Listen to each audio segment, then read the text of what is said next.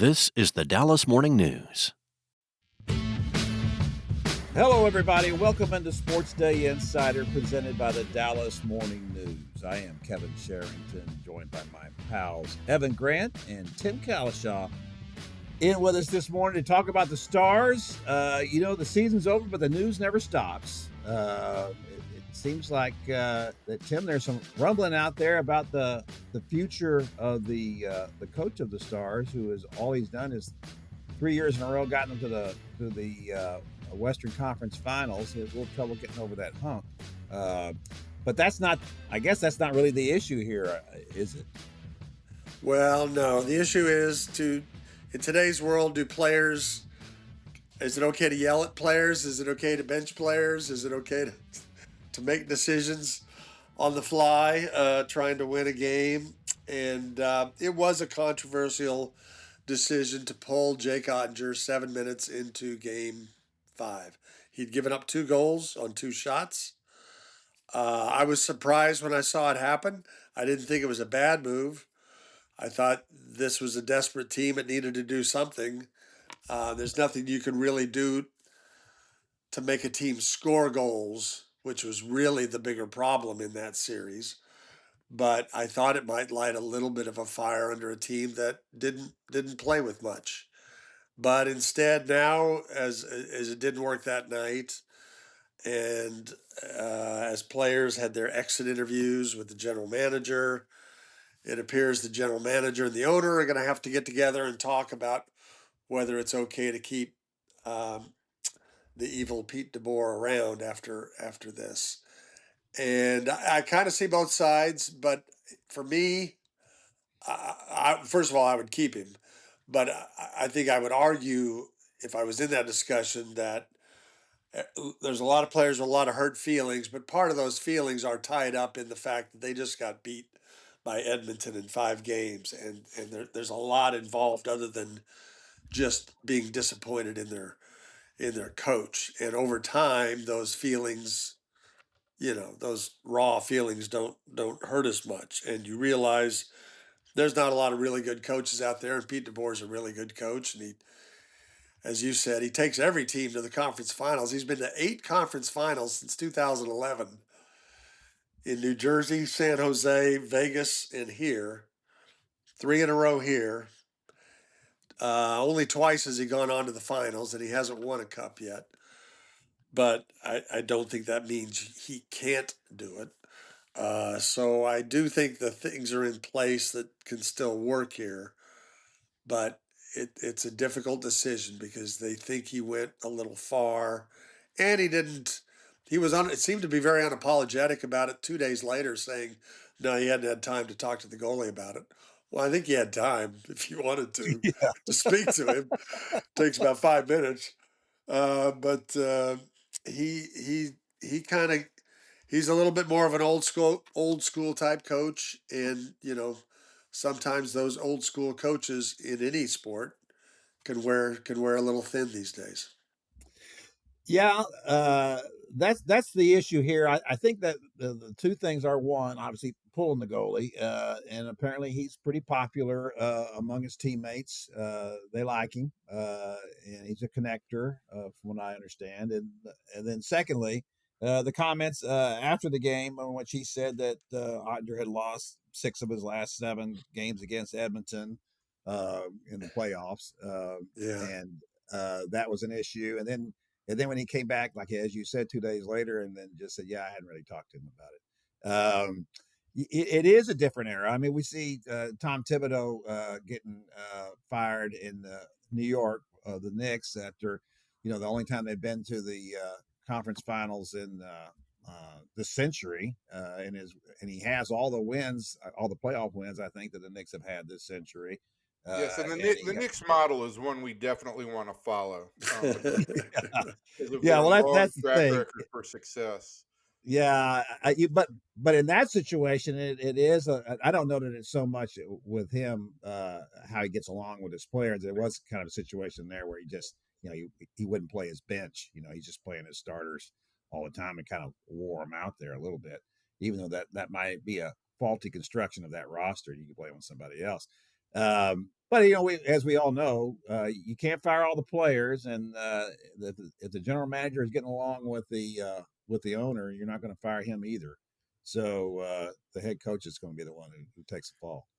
You guys are Yeah. you're on both ends of the spectrum here, right? I mean, you talk about the Thibodeau situation, playing his starters into the ground, and then you talk about DeBoer trying to light a fire by pulling what might be the most popular player and the most and one of the five best guys on the ice, right? I mean, it's for me it's hard to find a happy medium in there, in that you're trying to win a playoff game, you're trying to light a fire, all that stuff, but don't you want to play your best players at a point in time when your season is on the line?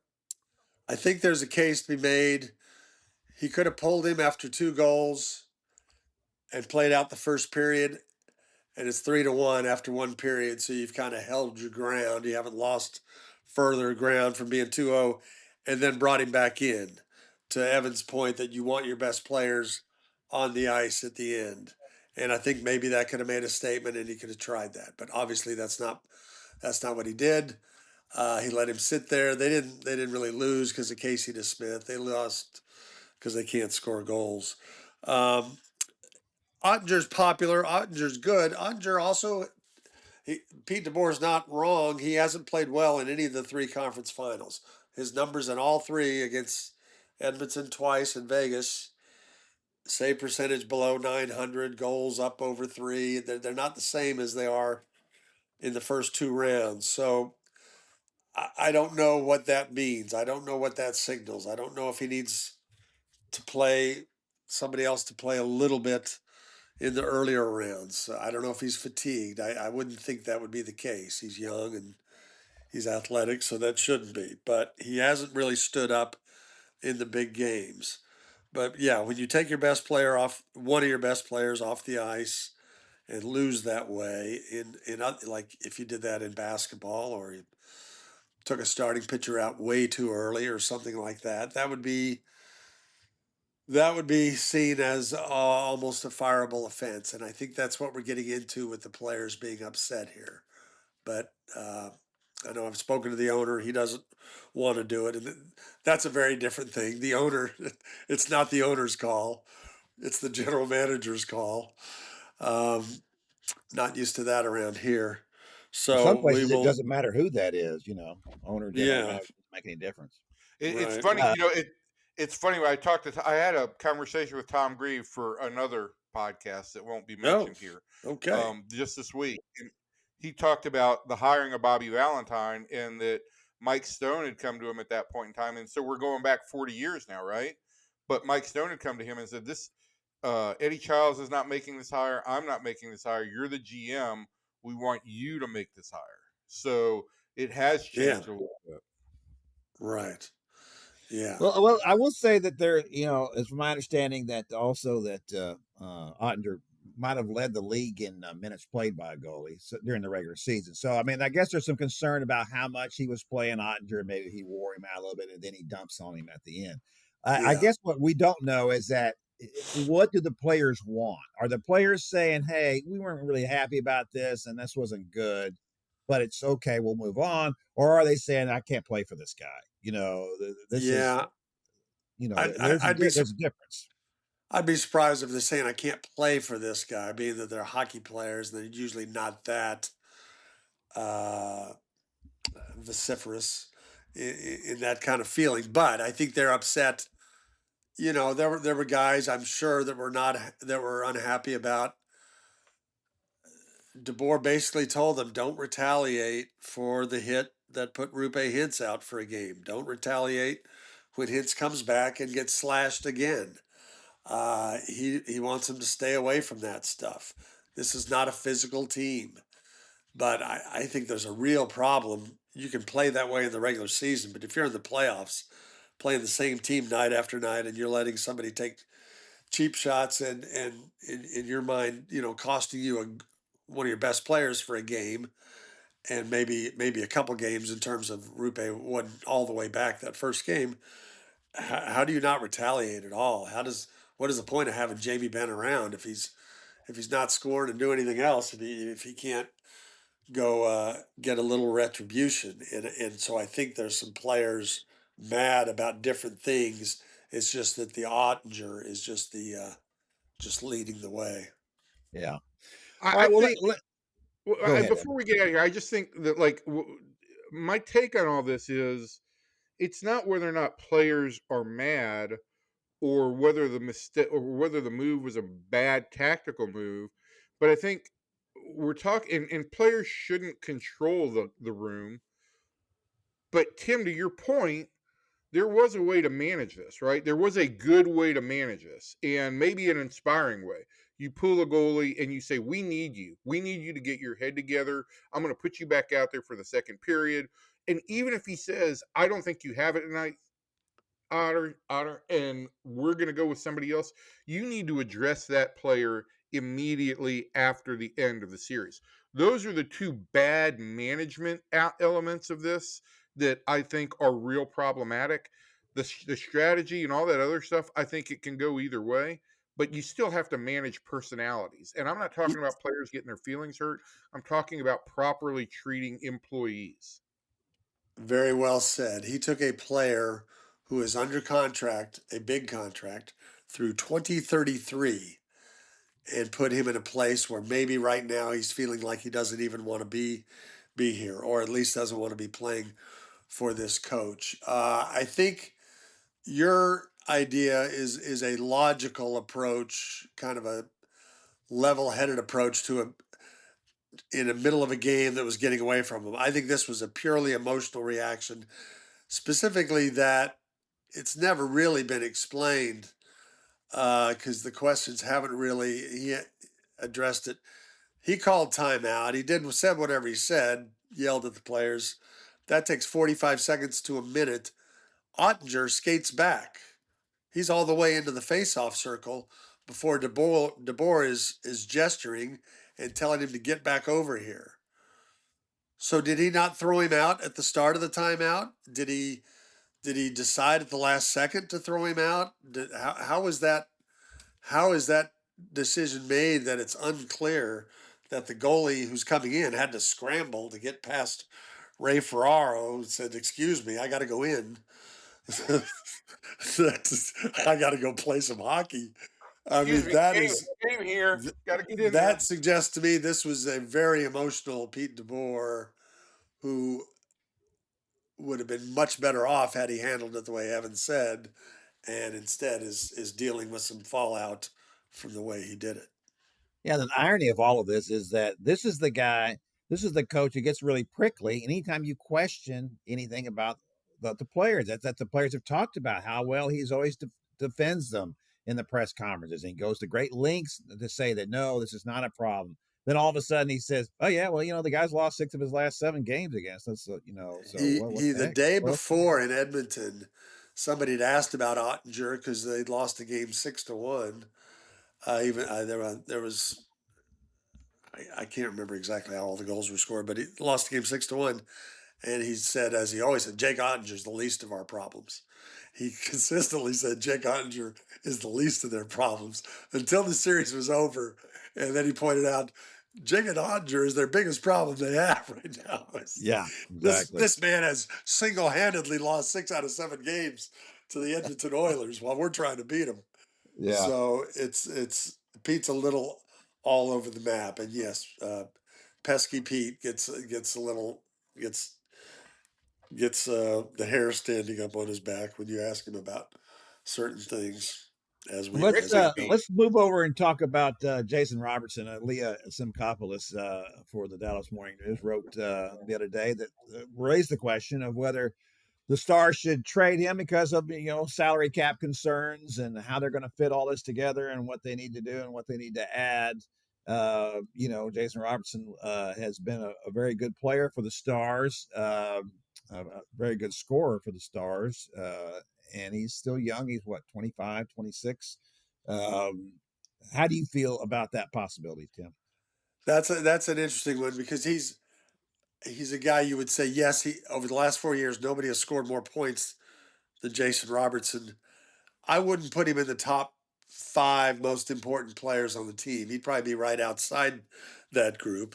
And it is funny. He did score a goal in each of the last 3 games. He kind of was the last star scoring as the season faded out. He wasn't really good at all in the playoffs until those 3 games. And his playoff performances haven't been up to his regular season. They have to do something creative. They have like roughly $5 million to spend, and they've got 6 forwards and a couple defensemen who are all unrestricted. So they're going to have a bunch of holes. So they have to take some salary from somebody and shove it onto another team to just try to, I wrote about signing Jamie Benn. They don't really even have the money. They'd have to give him all 5 million of it if to keep him around. So I don't know that I would trade Robertson, but I wouldn't be against it. It depends on how they see the team coming together. Mikko Rantanen is now their best player. He's their best scorer. He's going to be their biggest name for several years. And you still have Wyatt Johnston. You still have some other good young players. They're going to have difficult decisions. So I think that article Leah wrote just points out nothing is going to be simple about trying to keep this team at the level it's been the last 3 years. All right, one last thing on the way out here. Now, you mentioned Sure. Jamie Benn and bringing him back. You also wrote that you think it's time for him to give up the C and to put that on Mikko Rantanen, and that's based on the fact that just production, right? Yeah, largely on production. Yeah, Jamie loved the column. He wrote to me, told me thanks for that. No, I bet he did. He if they want to keep him around, that's fine. And I don't want to diminish what Jamie Benn has been. He led the league in scoring 10 years ago, and he was still a decent scorer a few years back, but he's not now, and he was a 4th line player in the playoffs and a bad one. And so if you're keeping him around, it's hard to have that kind of player at the end of his career who's not playing important minutes, who's not on the first team power play, who's not first penalty kill. He's just a 4th line guy trying to hit a few guys and score occasionally, be your captain. I don't think that's a natural fit. And I've never liked the fact that he doesn't believe the captain's role has anything to do with dealing with the press at all and being the face of the team in tough times. He doesn't buy into that aspect that other captains do. So I think it would be a good time to go ahead and shelve that and move on to Mikko. Kevin, make sure that when you write the notes outlining today's episode, make sure it starts with why Tim Cowlishaw hates Jamie Benn. Yeah, clearly. Number Everything 1. he stands for. Yeah. Well, I mean, I don't have a problem with anything that Tim said about that. That was the thing. You hear from everybody, that the players love him, right? Great guy, and that's an important thing, right? Yes. You want that from your captain, but and I know people will say it doesn't matter. How he deals with the media. It does matter because he's supposed to do it. Because if then he doesn't deal with it, then someone else has to deal with the media. Right. And Real quick, yeah. I try to explain this. This isn't about us needing quotes. This is about when things are tough and other players don't want to talk. You're the captain. You speak for the team, and whatever this tough situation might be, whatever this difficult thing is, you take it upon yourself to sort of lead the charge on that, and so others don't have to. He prefers to let others do the talking for him. And especially when he was the center of attention, Yes. a couple years with a playoff penalty and Yes. a More ridiculous. than once. Yes, and then so somebody else is having to talk about him getting Right. incurring this penalty, which is ridiculous. I will say that I do think that that a current generation of players throughout sport does not fully grasp this concept, particularly in the 3 sports that play more than 80 games a year. Yeah. You do need somebody who is a spokesman, and not because I'm on deadline or somebody else is on deadline or somebody needs a soundbite, like Tim said, it is because when you don't answer the tough questions, you make other guys do it.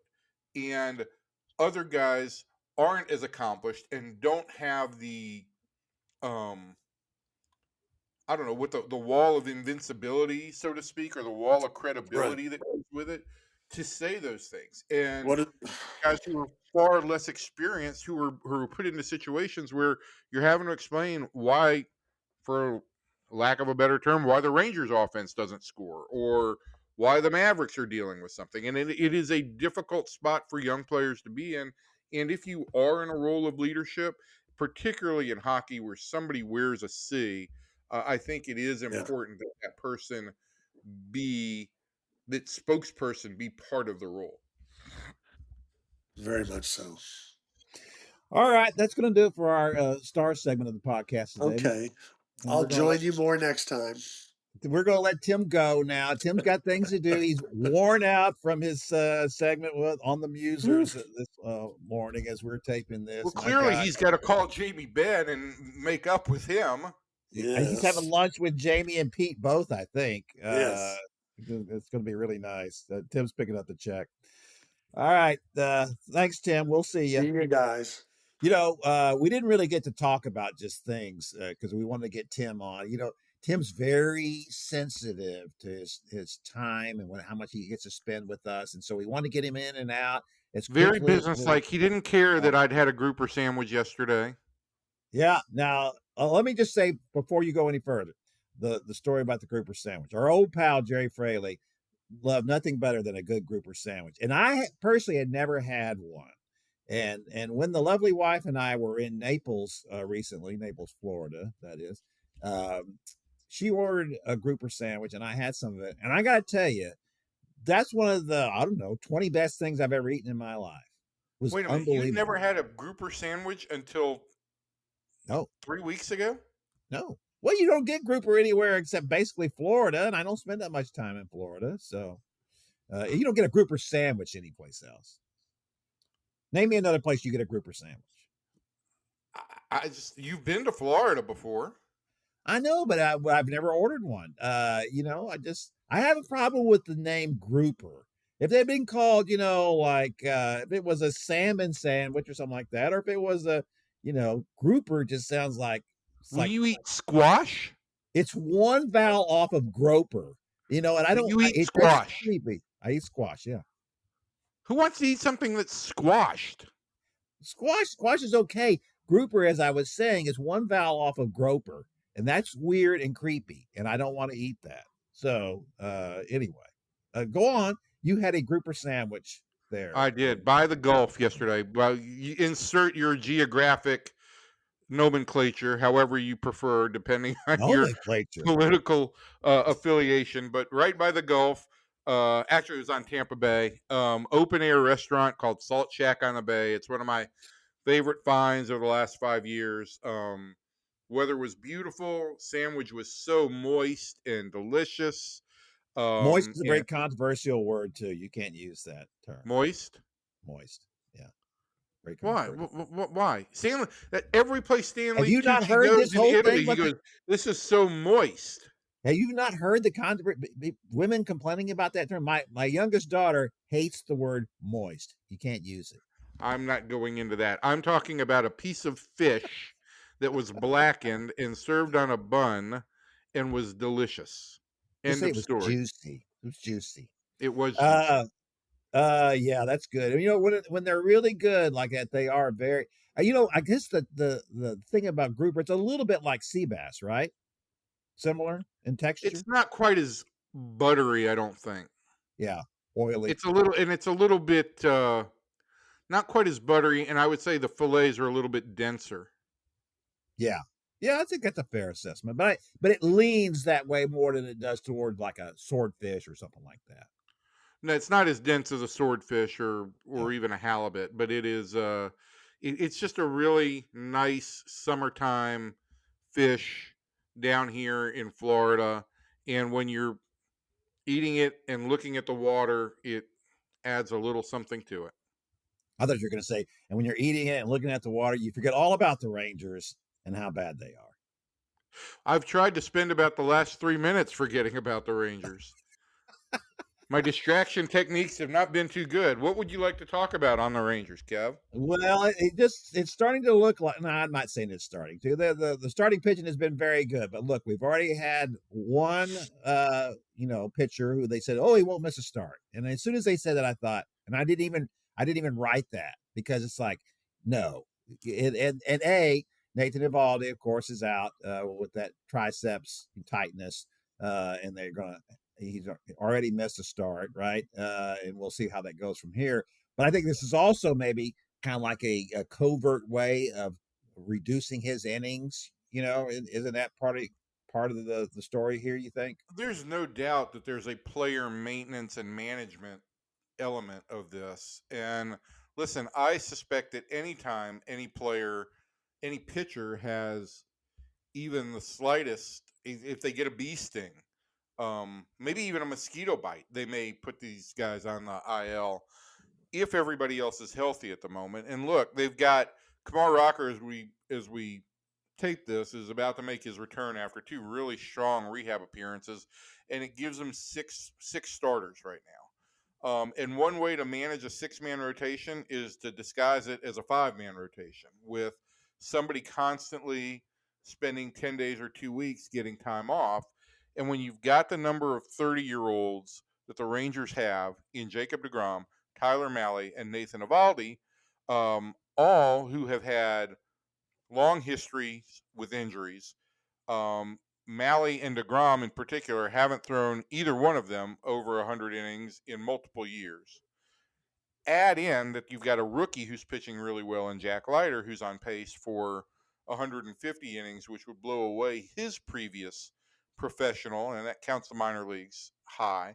And I do think that the Rangers need to do everything they can to manage the innings here. I think that's the one thing that they have to reckon with, is that, yeah, the work has been great. The workload has been heavy. I don't think they've overworked these guys, but I do think it's important that, hey, right now you let off the gas a little bit, and you want those guys to maintain and be able to still finish strong. Um, so I agree with you. I thought the minute that Eovaldi left the game, there was no way he was not going to miss a start. The only caveat to any of that would have been Nate basically demanding not to go on the IL. Yeah. So let's talk about Jack Leiter and his success and how well he's pitching now. Is there anything to the fact that he's apparently changed his glove and that he might have been tipping pitches before Well, I that? talked to Jack and Jacob deGrom about that a little bit yesterday and wrote a little note in there, and they both have gone to these no back gloves that are really big, and they also don't allow kind of any peeking into the web. Both Jack and Jacob said, look, I don't know if it changes anything or how much guys are picking up tipping wise, but it does give you the peace of mind that you don't have to worry if guys are tipping, if you're tipping. And so, listen, it's all about, particularly with Jacob, as much of an artist as Jacob deGrom is, I think he likes to boil it down to this: hit the glove, hit the glove, hit the glove. And they want to make it as simple as possible. Just the opposite of what the Rangers have done on the hitting side. They've made it far too complicated, I think, on too many occasions. The pitchers want to take as many thought processes out of their mind as possible so they can just dial in on their best pitch and their best location. And so if this does give them a psychological ability to say, nah, I'm not worried about tipping anymore, for the time being, it's a good fix, and I think there is something to it. Now, the downside of all that, Kevin, right, is the other side of the pendulum. Do you get too lazy with grip? And if there's a runner on second base, are they able to start picking stuff up better? Blah blah blah blah blah blah blah. But you address that when you come to it. Right now, Jack's pitching great, and listen, I have to say this again. He is a rookie, and he qualifies as a rookie this year. and he's pitching as well as any rookie in baseball right now. And listen, I thought the cool thing about my little note yesterday was, Jack has learned a lot from being around Nathan Eovaldi, and some of these veterans. And sometimes the veterans pick something up from the kid. So you saw Jacob go to a new glove. He said it was right out of the box. He said, "Thank God I didn't have a comebacker at me. I don't know that I would have been able to field it because it's a giant glove and it was brand new and not broken in. But I sure didn't have to worry about whether or not I was tipping any pitches." Yeah, that's funny. All right, so let's flip that over to the other side here. You were just talking about the difference between the hitters and the pitchers, Do we have to? well, we have to, because here's what I want to ask you. Uh, uh, does it not seem clear now, especially with the benching of Adolis Garcia, who did get into the game Tuesday night, got a hit to right field, and then he lined out to first base. And so, those are good signs. He should have been Adolis 2 for 2. Yeah, he should have been 2 for 2. And the first hit was what really started a 2-out rally, their one offensive rally of the night. It's certainly a hitter strong enough to go to the opposite field. He can do damage across the board there. If that's what's going to help him to stay back on the ball a little bit and maybe not try to and of course Adolis has done that. He's gone the opposite way. He's not like Marcus Semien, who was almost exclusively a pull hitter, at least until this year when he's trying anything to get the ball in play. But the way Chris Young talked about all that was that, we're trying to get this message across to Adolis. But basically what you read into that is that he didn't do what he was supposed to do. He kind of did it, doesn't do it, goes back, regresses. And so we're sitting him down for a few days to say, look, you have to do this. And of course, now he's working on that. My question to you is, I can see how there's a player here, a player there that the message doesn't get through to. Is it possible that the message is not getting through to anybody? Does that explain the Rangers' hitting problems this year? No, I mean, I think all these things are layered. And listen, I do want to start anything that we're talking about with Adolis in this situation by saying he's handled this exceptionally well. His buy-in publicly has been great. Uh, After not playing for a week, he went out last night and had 2 well-struck balls. And as we're taping this on Wednesday morning, he's going to play Wednesday night. Bruce Bochy made that clear after the game Wednesday. I think there's so many different layers of unpacking why an offense doesn't work these days anymore. But for me, if I'm landing on one thing, it is that I do think current hitters, I hate to sound like grumpy old man, but I feel like current hitters, and what we're seeing is that current hitters are so focused on getting off their best swing that sometimes they've lost track of what it means to take team at bats. We saw this with the Cardinals all throughout the weekend, even though the Rangers won 2 out of 3. Um, I thought the Cardinals did a good job of optimizing run scoring opportunities, and I don't think the Rangers have done that well this year. I do think this is a real topic for Brett Boone that he has brought to the club, and we did see some of that, particularly on Sunday, um, where the Rangers did what was asked of them to do in games. In particular, I think by Marcus Semien. And I will also say on Semien, it does look like he's tried to go to right field more. I think the thought process there with his swing is think to go right field, but that will allow you to get out in front of the ball and actually pull it. And if you don't, you've got a shot to get a hit the other way. So I think that's the thought process there. But I don't want to say the message isn't getting through. I just think that we've gotten to an inflection point in baseball where we've had this whole wave of years of it's all about the launch angle and the exit velocity and this and that. And sometimes it's about what's going on the bases. What's the situation? Where's the base runner? What do we need to do to make sure that run scores? I agree with all that, Evan. The issue is that other teams are doing it. The Rangers are at the bottom of the league in almost every offensive category. So everybody else apparently is adjusting and doing the things necessary to have a productive offense, and the Rangers aren't. They have And been slow in that regard. There's no doubt. They have been yeah, slow in that regard. so to me, it just suggests that they are, either they are resisting or they are just, I don't want to call them dumb guys. They're not dumb guys, but it doesn't feel good. When you look, as we know, Shin Soo Choo was a really great took really great at bats, right? And everybody used to think that it was, he just takes a lot of pitches. He did not take a lot of pitches. If the first pitch was right down the pipe, he was swinging at it, you know. Uh, but he was going to swing at his pitch, and he was going to get the pitch that he wanted. And I think so many times it's like I noticed that with Josh Smith when he was batting leadoff. It's like, hey man, your job is kind of, and that was also one of my issues with Marcus Semien. Your job as a leadoff hitter is to try to take a few pitches here if you can, and they're just simply not doing it. I just don't know that people see that they have a role, that it's a team concept. We used to hear that all the time, passing the baton down to the next guy, right? And it seems like no one wants to pass the baton. It's like, I'm Well, going to do this all by myself. I think to go back to your point, right? Like, what did we hear all spring training? Okay, let's start with the miscalculations, right? The miscalculation all spring training was that this team was going to slug, slug, slug, slug, Right. and I'm going to have to put they that in my didn't slug regrets out of the gate, again. right? Yeah. So they didn't slug out of the gate, and that led to a coaching change. And with a coaching change, there's always going to be a period of adjustment. And so now all of a sudden, you're kind of 6 weeks behind the curve on everybody else, and it's going to take time to make all this stuff up. But to your point, look, I kind of made this point last week in something I wrote.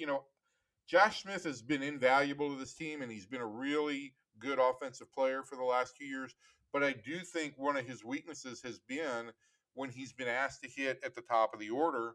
Um, I think he's been a little bit too impatient, and his numbers in the one spot and a couple of times he's hit two, I think reflect that. I also think that the potential solution there right now would be, do you just got Evan Carter back from the IL? Are you going to put him up there? I think, look, he had a year last year, even though he was hurt, where he didn't perform. Need to see some performance out of him. Do you put Alejandro Osuna up there a week after he gets called up to the big leagues? And I don't know that I'd be against that, because Alejandro Osuna has done nothing but take professional at bats since he's been up here. Is it a lot of pressure to put on a young guy? Maybe, but I do think that if you're looking to fill out roles on this team that are more prototypical of what traditional baseball has been, Osuna kind of fits that role at the top better than maybe anybody else right now, at least until Carter gets rolling. I agree with that. Look, to me, the thing with and all your points are absolutely the truth about you don't want to do damage to people, but it appears to me that Osuna is not the kind of guy you'd hurt mentally. I mean, he may not, if you put him in the leadoff role, he may not flourish in it, but it's not going to ruin him either. He seems to be a guy who really does understand, what this is, and that's why he's been able to play so well. Is that he realized, hey man, it's just baseball. It's just a game that I love to play. I'm good at, and I'm just going to play this and not be worried about all this stuff and make too much of everything. That's been the most impressive thing, right? Is the streak of, and I didn't check the box last night. Did he get on base last night? He did not. He took a called third strike that he was not happy with, and then he only had two at bats because Garcia hit for him late in the game. Once they brought in a left-handed pitcher, so Yeah. his stretch of reaching in the first 6 games he played ended. But I haven't gone back and looked at the location. I was having some wireless issues with my game day app yesterday. I haven't gone back and looked at the exact location of the pitch he was called out on. Speaking of all this, and this will bleed over probably into our next segment, but the whole thing about the ABS system and challenge system and all the rest of that kind of stuff. And I saw a stat that either Sean or you had the other day about the number of pitches that were missed against the Rangers this year, and it was what was it in the neighborhood of? Was it They were in the over middle of the 100? pack. They've been in the middle of the pack all year. Yeah, but give me the number. What was the number? Is it like That 130 was in pitches? Sean's thing, his 5 things. This is a great addition to our coverage, and I don't have the number off the top of my head. But whatever it is, it's like anybody who's objecting to the use of robot umpires, and you see this is how many pitches that human umpires are missing in games. That's outrageous. When Ken Rosenthal wrote for The Athletic recently and talked about, that it turns out that this, uh, this, the ABS system may not be infallible, that there was like 2% of the time that it's wrong. It's like 2% of the time that it's wrong. How much of the time you think the human umpires are wrong? 15%, 20% of the time? That's just I don't know if you outrageous to saw make that this argument. over the weekend. Tampa Bay's Taylor Walls was ejected for arguing a called Yes. third strike because the umpire behind the plate, I believe it was Andy Fletcher, thought that he had tapped his head, I guess mimicking the ABS replay signal. And listen, I got to tell you something. Even if he did that, that to me is bad management of the game by the umpire, because there is nothing about touching your head. There is nothing offensive. He's not showing him up or anything like that. I have a real issue with the idea that's going to lead to a guy getting thrown out of the game. Well, I'm especially when you see all the in on shock. ABS at this point in time. Especially when you see the shock on his face. I mean, he was settling in. He had his head down. Yes, he did tap it, but he had been adjusting it on his head, and just a quick tap, and then all of a sudden he looks up. It's like, what in the world's happening here? The only people who would have thought that was a tap were Taylor Walls if he was doing it, and the umpire who's watching too flipping closely what the guy's doing with his helmet. Oh yeah, no question about it. No question about it. I got to tell you, I'm down on officiating in general, because we are moving into an age when everything can be digitized, and we can figure stuff out, and it's just like you can't watch a golf tournament now without when a guy strikes the ball, there's the ball tracker, and it shows you the flight of the ball in the path.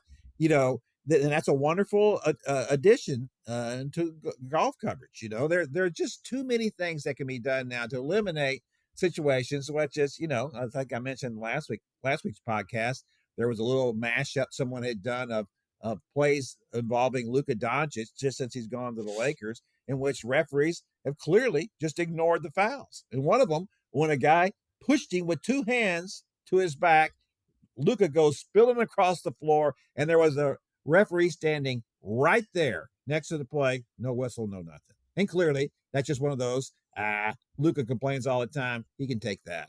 He can have that. Can I get golf balls that have the ball tracker? Yeah, I think you can. I think you could have those kind that explode on contact. That would be better off for your game. Those would be better. Yeah, that's going to do it for we're going to say that was the Rangers / baseball / ABS segment of the podcast. We're going to move over now to our potpourri. And speaking of golf, Scottie Scheffler won another tournament. He won the Memorial, Jack Nicklaus's tournament, in which the most notable thing about all of that was that, Nicklaus said that, yes, he reminds me of me. So, which is a pretty big compliment for Scottie Scheffler to be that Nicklaus is saying that, yeah, you look like me, meaning that he hits all the fairways, he hits all the greens, he stays out of trouble, he's very thoughtful, everything he's done has a purpose, and he's terrific. Number two thing that Nicklaus said after that tournament was that Scottie Scheffler knows that these guys out here have no business competing against him, and that all the best players that would be his prime competition outside of Rory McIlroy probably are on the LIV tour. So that was very interesting that came up. But right now, Scottie is really rolling. He's won the Memorial back-to-back now. He's won multiple tournaments this year. So it has been a big year for Scottie Scheffler, and will continue to be that. I saw some stats. Actually, there's a stat via a meme about Scottie Scheffler's last 9 months or so, in which it just ran down a number of golfers that he's outperformed for a number of significant golfers he had outperformed for their entire career just in the last 6 or 9 months. It's pretty ridiculous. I'm sure it is. Yeah, that especially when you see that. Yeah, because these are guys that you, especially guys from the 70s, 80s, 90s. These people who played forever. You know all these names, and they play for 20 years, and they have 10 or 12 tournament wins, and that's a lot. And that's a good career. You win 10 tournaments, that's a good career, and he's already surpassed all of that. So yeah, he's on his way. No question about it. He's already there, and he's just going to continue to roll. Would be my guess. Um, Also in golf news recently, the CJ Cup, Byron Nelson Golf Classic at Craig Ranch, whatever 16-word title we want to put on that now, is signed up there at Craig Ranch through 2030. I think it's a little shorter than what I was told when we were out there for the Nelson, but still good news for that. And Lanny Watkins, even as we are speaking now, they've already started on the remake. He's going to take out a few sand traps and resculpt a few of the greens and make it tougher. It's not difficult enough as it is, and so that will be So good. I think they should just make it easier because let's just set a scoring record there. I mean, Yeah, it's a somebody vanilla. go like It's become such a vanilla tournament now on the tour. Let's make it famous for where somebody can go 50 under. pitch putt. Yeah, so somebody can shoot a 56. That'd be great. Yeah, I'm all for it. That's good. Let's go. And we'd still shoot 100, but that's okay. All right, and then see what else is happening here. Well, we're making progress here, I guess, if you want to call it that, in towards what will be the college football playoff after this year. This year is the last year of the 12-team format. They have gone now with the straight seeding, and so you won't have the conference champions getting the top 4 seeds, which was really not good. That wasn't good. It wasn't a good idea. And this whole idea, and my friend Bob Bowlesby, one of the architects of all this, believes that you should reward those conference champions. That's a hard thing to do. And the one of the new formats they're talking about and discussing as they go to 16 teams, which almost certainly will happen now, beginning in 2026. Is the 5+11 model, where it's the 5 conference champions plus the 4 power conferences, and then the one from the group of 5 plus 11 at large. There's been a lot of controversy about all that, about who wants what. What are the SEC and the Big Ten really want? Guarantees, automatic qualifiers, which they get 4 apiece. The ACC and the Big 12 will get 2 apiece, and then 1 for the conference, the group of 5, and then 3 at large bids, which it's like a calculus formula. Or if you go the 5+11, as it turns out, you would think that the Big 12 and the ACC would be for that model that at least guarantees them 2 berths apiece. As it turns out, they're not for that. There's been a lot of discussion about that, and the coaches are not for that. The coaches across the board, all conferences, are wanting this 5+11 model, and I have to think that's because they believe that things move in cycles, and that eventually there will be a time, or at least there will be a year, when either the SEC or the Big Ten doesn't deserve 4 automatic qualifiers, and they should. That leaves more for everybody else, and I don't disagree with that. I think that's a good plan, frankly. We saw last year what happened at Alabama. As soon as Nick Saban left, Kalen DeBoer took over, and they didn't even make the tournament, which is all part of the problem with the SEC and Greg Sankey. He's still furious about that and wanting to know what it is that the committee has been considering, the criteria. I listened to a couple of podcasts by Joel Klatt, in which the analyst, college sports analyst, saying that it's just awful, this 5+11 model, because that leaves it in the hands of the committee. So Evan, let me ask you this: do you have a problem with the committee deciding these things if it's in a model where you got 5 conference champs and 11 at large, meaning that you're not automatically taking 4 each from the Big Ten and the SEC, the two best football conferences in the nation. Yeah, I mean, I'm too much of an idealist. If you wanted to go the 5 conference champions get automatic berths and whatever preferred seating, I'm fine with that. But I just think that the 11 teams after that should be based on the best teams. And that doesn't necessarily mean that any conference is guaranteed a specific allotment of playoff teams. That's just not how the real world works. And as much as I am an SEC snob, I I also know that, to your point, there are years and there will be cycles, full cycles, where the SEC is not necessarily the dominant conference. Um, but the whole point of this, from a competition level, is that we should be seeking the best teams and rewarding the best performances. And while I think most years the SEC or the Big Ten are going to get a lion's share of those bids, I don't think that they should be guaranteed them. I just don't. I also love the upstart. You know, I love looking at the super regionals in baseball this week and seeing that UTSA knocked out Texas and they're going to be playing.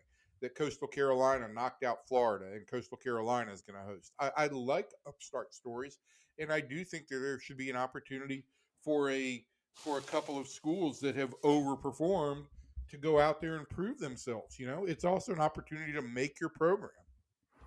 Yeah, I agree with that. I think that's more difficult in football than it is in the other sports because the other sports are a little more fluky. And baseball is just a good day. You got your pitcher's having a really good day, and you're going to beat this other team. Basketball is the same way. Sometimes shots just don't fall. In football, it is harder if you don't have the manpower, to beat this other team. If you're just going to get whipped at the line of scrimmage, which is a pretty consistent thing, right? If you got the advantage, and that's why those people are so valuable, is that if you have that advantage up there, well, then you're simply just not going to win those games. So I don't like it to be trumped up. And to give you an example of how I feel about that, I do prefer the 5+11 model. And in that one, when I picked my 16 team, if we're going to be a 16 team field this year, that's what I picked, even though there's not going to be, I came up with 6 SEC teams, 6. So I don't know why the SEC would complain about that. It's the whole idea of the guarantees, and then everybody's mad about saying what's good for the good of the game or not for the good of the game, and so forth. And I understand why all this is going on. There's real concerns in college athletics about where are we going to get the money to do all this stuff. If we're going to be, everybody's paying. Well, not everybody's going to, but you can pay up to $20 million. That comes from somewhere. That's a lot of money to ask people to come up with every year. I heard horror stories last night at a function I was at from some people heavily connected in college athletics in general about how much everything is costing now and what it costs to keep even a commitment from a kid.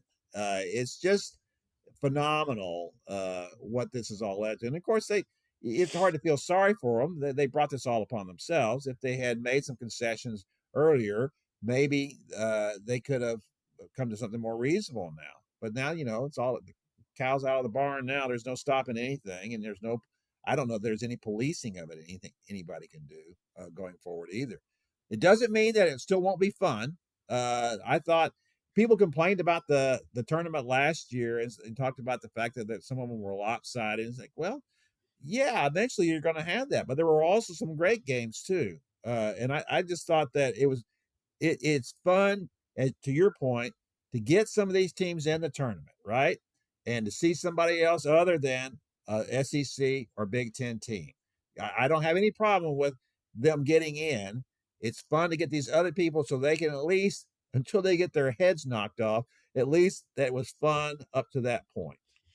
And listen, let's just be very clear here. You can rank from 1 to 16 however you want, but I'm going to tell you what we saw with some lopsided early games in the CFP last year was, instead of a 14 playoff, you had a 12-team playoff. And there is a greater discrepancy from 4 to 12 than there is from 1 to 4.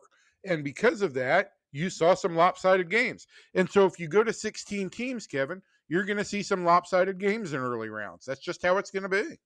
Well, not only that, I went when that was all raging. I went back and looked at the scores from when it was 14, when it was 2 teams. There were blowouts when it was the BCS, and it was 2 teams. People were beating people by 30 points. They're beating them by 30 points when there was 4 teams. You can't say and take one small sample size Right. like that and say, "Oh, see, this doesn't work. It's no good."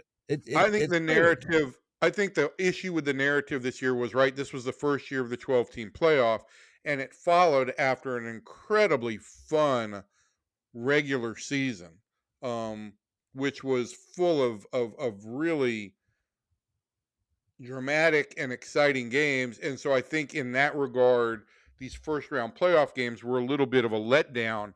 But that's more narrative than anything else. I don't think that it was a bad playoff by any stretch. And I do think, though, that, by and large, if you've got the one team playing the 16 team, and I know that's not how the 16 team bracket would work, you're going to have some lopsided early games more often than not. But you will have an upset here or there, or you will have a dramatic game here or there.